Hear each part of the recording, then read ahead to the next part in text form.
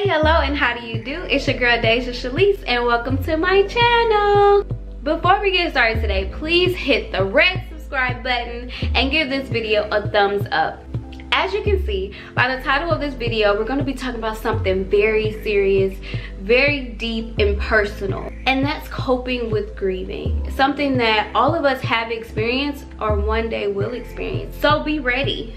I can't promise that there will not be any tears on my part, so that's my disclaimer.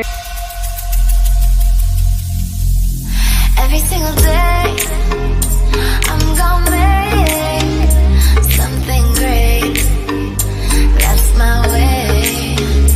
Every single day, I'm gonna make something great. That's my way. So the first half of this video will actually talk about my personal experience with grieving, as well as a few tips on being a friend to someone who's grieving and how to grieve. I do have a degree in psychology, but I didn't personally study out grieving, so this will simply be just me sharing my experience and giving great helpful tips. So let's get to the story time. The first person I ever lost that was close to me as an adult was my granny, Norma Jean. She passed away July 25th, 2014, so it's been 4 years. Of course, I can never forget the day I found out. I worked at Missouri State University in the admissions office, and so part of that I got the opportunity to work orientation, which I love so much. So I already know I was having a great, exciting, fulfilling day when I got the call. I was with my friend Monet, and I noticed that I had a few missed calls from my mom, and at first I'm thinking, oh, she's just blowing me up, what's she calling about, what's up? And then I noticed I also had a few missed calls from my cousin, and so then that's when it kind of hit me like, oh, whoa, wait, what's going on? And so to give you a background, my dad's mom, my granny, was having surgery. I think she had some type of colon cancer from what I understood. She had the surgery, went well, and then a few weeks later she started having complications, internal bleeding, so she had to go back to the hospital, and I didn't get to see her that go around. Within a few weeks later, this is to get you caught up, that's when my mom called and told me that she passed. I was very overwhelmed with emotion. I was so grateful that my friend was with me. She literally walked me home. I cried all the way home, and as soon as I got home, I opened the Bible. I'm not joking, and I started reading the scripture I actually read to my granny when I went to one of her doctor's appointments before she had her surgery, and that was Psalm 16. So please check that out. It's really good. It's just really talking about how we are nothing without God, how he will not abandon us. At that point, I didn't know what to say, what to think or what to feel, and so I just kept reading and kept crying. I couldn't pray. I couldn't form words. I was grateful for my friend that sat there with me. She didn't say anything until she kind of saw I was settling down, and she was just saying, I don't want you to stay home by yourself. You're not staying here by yourself. I want you to come stay with me and my other friend Erica. They were roommates. And so I told her, okay, but I still need just time by myself. And so that evening I actually went on a prayer run. What is a prayer run? But I started running. It was almost like a Forrest Gump kind of thing where I was just so overwhelmed. I just wanted to feel free of all the pressure and all the pain I felt, in my chest and my heart. It was just a time of relief. And during that time, my dad also didn't want me to travel home just yet, so I didn't go home until the funeral. And so during that time period, I think I started to become in denial. Just didn't believe that she was gone. And it's easy to do when I was only 3 hours away from home. It felt like I was far away. But during that time, I did write a letter to my granny, which I did later on put like in her casket. I don't know if anybody knew that, but I did that. But it wasn't until I got home and I started seeing my loved ones that I kind of went numb. I spent all that time in denial, which is a part of the stages of grieving, which I hope to maybe post that in this video for you guys. something I learned, being angry, being in denial, being on with sadness and depression. Like I went through almost all those stages, and then I got home and I felt numb. So I'm sorry if there's a change in light in this video or anything like that. My camera actually died on me. I think we kind of finished off with me saying how reality really hit when I got to my granny's funeral, and just I became very overwhelmed. I became like a child. I have always been a little girl to my granny, and so even just seeing her, I remember just kind of saying, even out loud, I don't think I just said to myself, I think I said out loud, like, wake up, like, I'm sorry, I know this might be really sad, but I really did. I couldn't believe it even then, so I was even in denial, I guess, at that point too. My grandparents at that point had been married for 50+ years, my granny and my papa.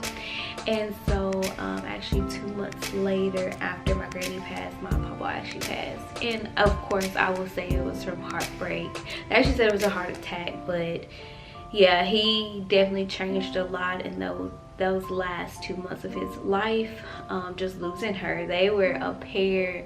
I love them so much, and I just inspired to be like them in my marriage. But let's get into a few little tips. It's only 5, so I'm gonna keep it short and simple, as far as things that really helped me during my grieving process. So the first one is do things that make you happy and help you have a clear mind. So of course when we're going through depression, we want to kind of sink into ourselves, and during that time I feel like we really lose our identity because we get away from the things we love and enjoy, and things just seem very somber during that time. So I just want to encourage you, get out, continue to do things that motivate you, keep you healthy. And when I say healthy, I mean emotionally, physically, spiritually, all of that. And also for the friends of those who are grieving, be present. Like my friend Monet, she didn't have to say much, but she was just there.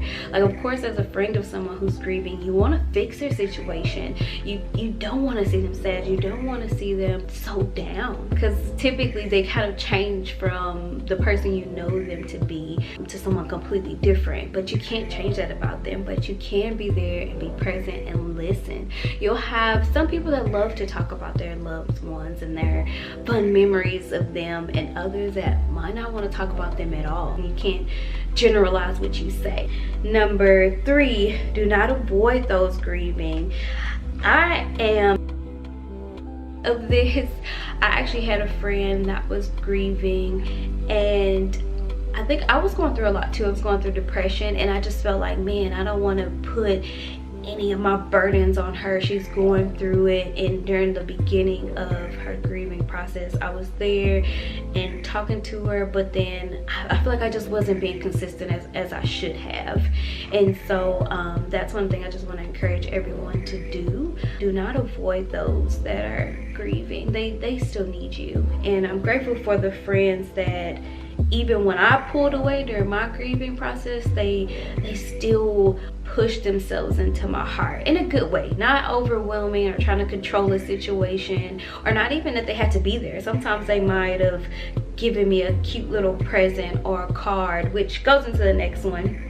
Number 4, write a personal card, a personal letter. A lot of people get cards and things like that, but I think it was really awesome that my friends actually created these really cute big construction paper kind of cards for me, and it had encouraging scriptures or quotes and things like that on them, just depending on your spiritual background, whatever you prefer. Maybe it's just a really cute quote, maybe it's memories, maybe it's just saying I love you, maybe it is a scripture, whatever suits that person. Then lastly, I would say pray together. And that's where my followers and viewers that have some type of spiritual relationship with God, not all the time do we have the words to say to our friends that are grieving. And the person that's grieving, we don't know really what to say or what to do when we feel like we make other people uncomfortable sometimes. Pray for that other person that's grieving. Speak hope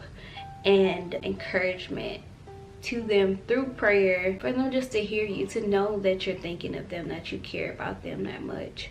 So those are some few things that helped me. So thanks for watching this video, allowing me to be vulnerable and share my story, share my advice. Again, it is not professional advice, it's just through my personal experience. I'm gonna vlog for you guys tomorrow.